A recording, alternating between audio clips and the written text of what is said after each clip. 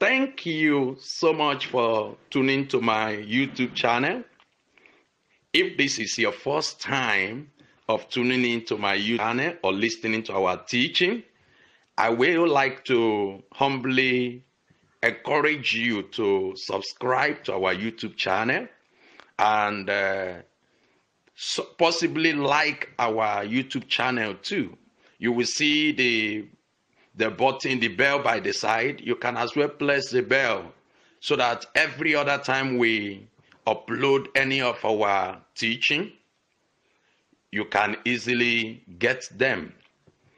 I believe strongly the teachings you receive from here impart your life with the message of hope, making you understand that no matter how bad it looks, you can always find your hope and you can always rise up again.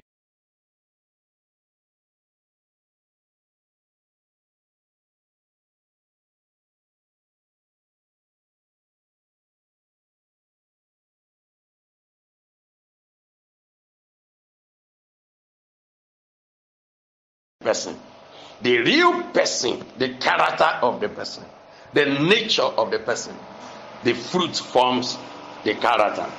Jesus said in Matthew chapter 7 verse 16, he said, a tree is known by the fruit it bear. He says, you shall know them by the fruit they bear. He said, those who follow me, it is not by the manifestation. That manifestation is just a proof of the existence of our God. But Jesus said, you will know them by the fruits that they bear. Number 3, the fruit flows from within, while the gift is seen in the outside. It's seen for all to see, but the fruit flows from within. You see, love flows from inside of you. Love flows from inside of you. It's not all about gifts. You can give gifts without loving. You can decide to heal without loving. You can decide to do anything without loving. But when you truly love, love grows and it manifests in time. People see it as your nature. You don't struggle with it. It flows from inside of you. Love flows from inside. Fruit flows from inside. Fruit is not always celebrated. When a man is a peaceful man, a peacemaking man, is not always celebrated like you will celebrate a healer. But when a man is a peaceful man, it takes time for the world to notice him. And when they notice him, they can trust him with their life. When a man have long suffering, when a man is good, the fruit is not formed overnight. The fruit demands you. Number 4 is that the fruit demands you bringing forth what you carry. The gift is simply a gift that is dashed to you. God is the one that dashes you a gift. He gives it to whoever he wants to give it to. 1 Corinthians 12 verse 7. He said, everyone has been given gift in diverse ways for the effectiveness of the body of Christ. So the gift is given to you. The fruit is what you have to work with the Holy Spirit to manifest it. You cooperate with the Spirit of God to develop good temperance, to control. You are born with Adamic nature. Maybe you are born out of a family where you are easily hungry.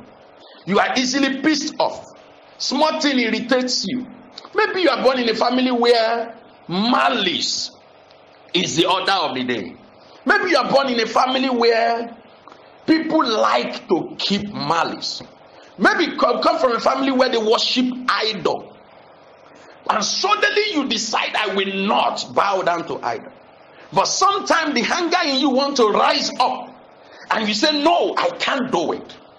You say, Holy Spirit, help me, help me, help me. Even when you want to disagree, something in you said by the Spirit of God says, no, you can't do it. So you decided to cooperate with the Holy Spirit. So you can discover that the fruit needs a lot of work from you. But gift is given to you, and you use it to bless humanity. The Christendom of today started so well. Even the charismatic started so well. Many communities and churches started so well.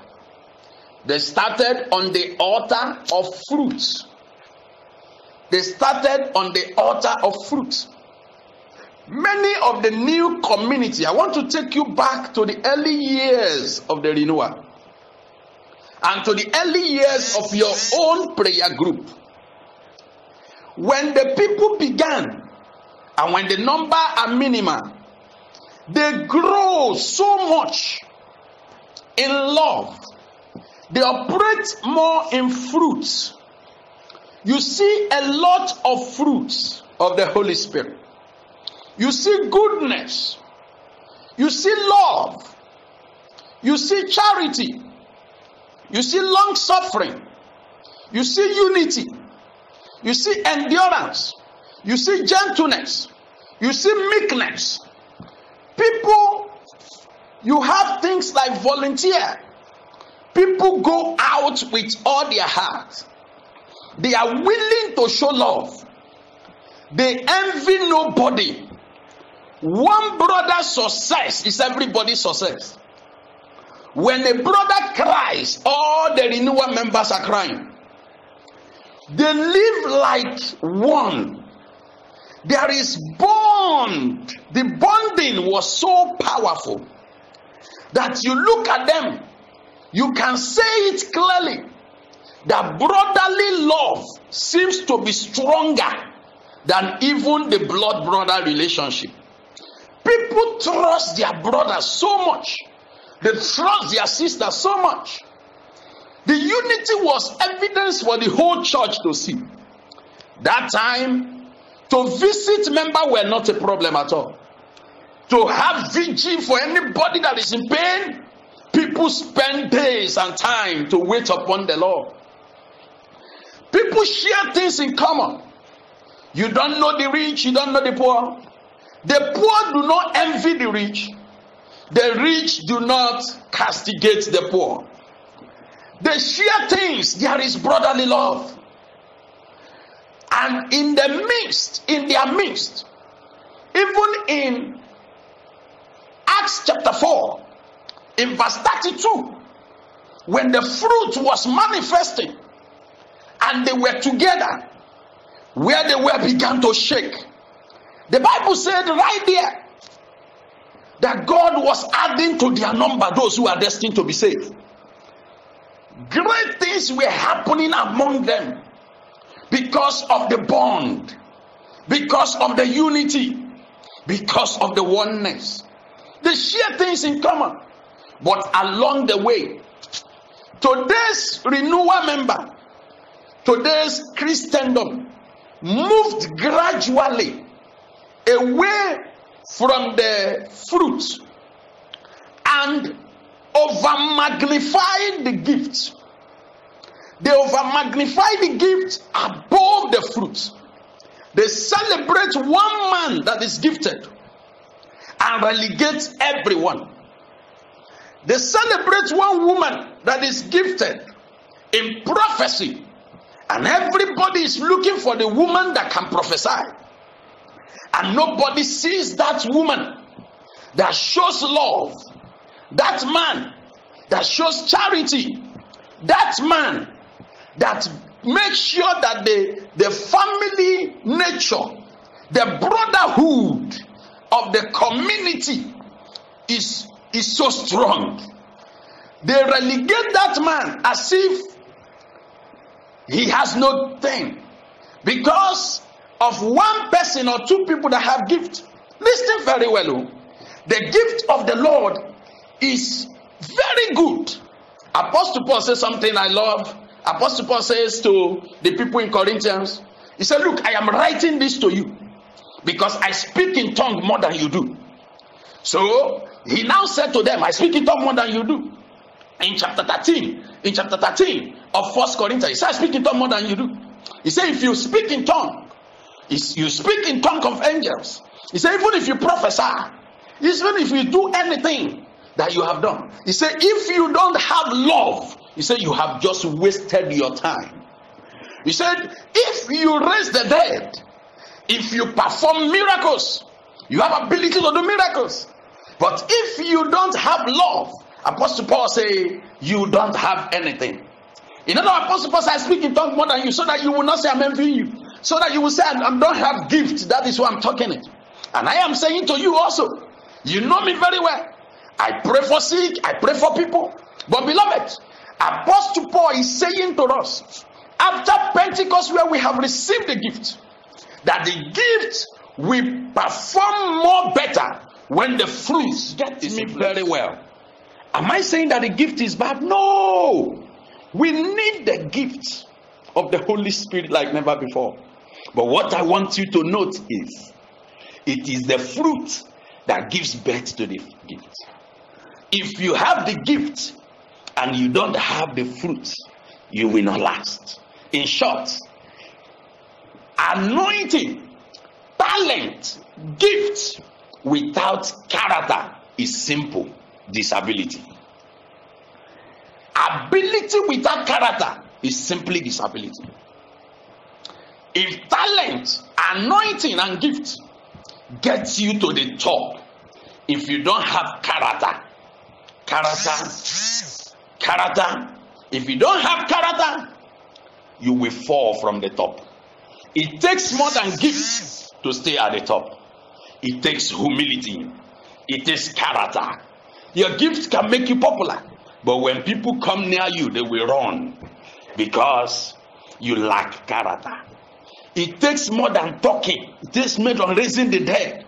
Jesus said, many people will come to me saying, I heal the sick, I raise the dead, but I will tell them, get behind me, because I don't know you. As I begin to round up, beloved in Christ, I would like you to know that the fruit give birth to the gift.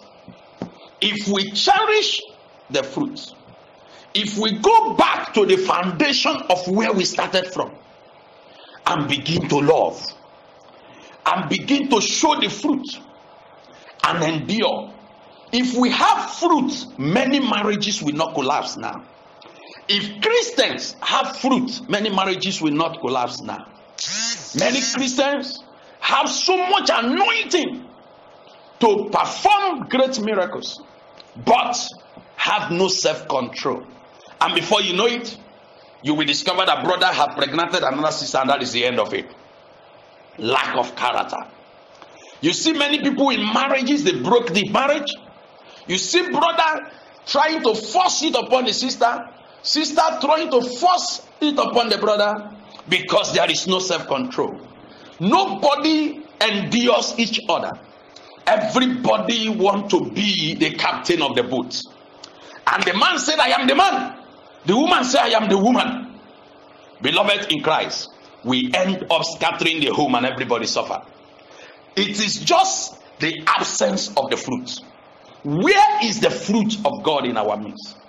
If we can activate the fruit again, the Bible says, when they live in one accord, when they celebrate grace, when they operate together, they were happy with one another. People are volunteering to go and help another person in trouble. They envy no one. They endure. They have charity among them. They care for one another. When one person have and he share with another, the one on the floor will not criticize. She will truly appreciate. But our days, even the people on the floor criticize. Beloved in Christ, it's time to go back to the truth. It's time to go back and show love. The Bible says when they were showing the love, the Lord added to their numbers. The question today is, how many people do God add to our number? How many people can we say in our prayer meetings, in our Sunday services, in our programs, in our weekly programs? How many people do we have that we can boldly say that we want for Christ? How many people do we come to prayer meeting and we see people coming? The Bible says the Lord added to their number when they saw their life.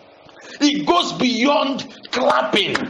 It goes beyond singing. It goes beyond speaking in tongue. The Bible says if you speak in tongue, if you prophesy and you don't show the life, you cannot save anybody. You cannot win the soul. It is time to go back to the roots and begin to bear the right fruit and begin to show it to the world and begin to display it. When people saw their life, Acts 11:26, the Bible said they are Christians. They saw their life. They saw their togetherness. God added to their number. Among them, the sick come in. The Bible said even their shadow, the shadow of the disciples. The Bible wasn't talking about whether it's Peter, whether it's Timothy. The Bible said the shadow of the disciples were healing the sick. So anybody that comes into their midst experience the miraculous instantly. It is not all about individual. It's all about the presence of God. Wherever love is, wherever unity is, wherever peace is, that is where God is. The Bible says, follow peace with all men, for without holiness, no one can see God. When you live holy, when you live good, when you show it, I tell you, God will be happy with you. God is always in the atmosphere of love. Whenever you get to the atmosphere of love, God is in the atmosphere of love. It is time to go back and do it the way it's supposed to be done. When we do it the way it's supposed to be done, we will get the result that the disciples got. We will not be struggling, searching for miracle, searching for healing, searching for this. No, sir. The healing needs to be happening naturally in the atmosphere of love. When fruits dwell, miracles happen on their own. People are sick. The Bible says they are shadow.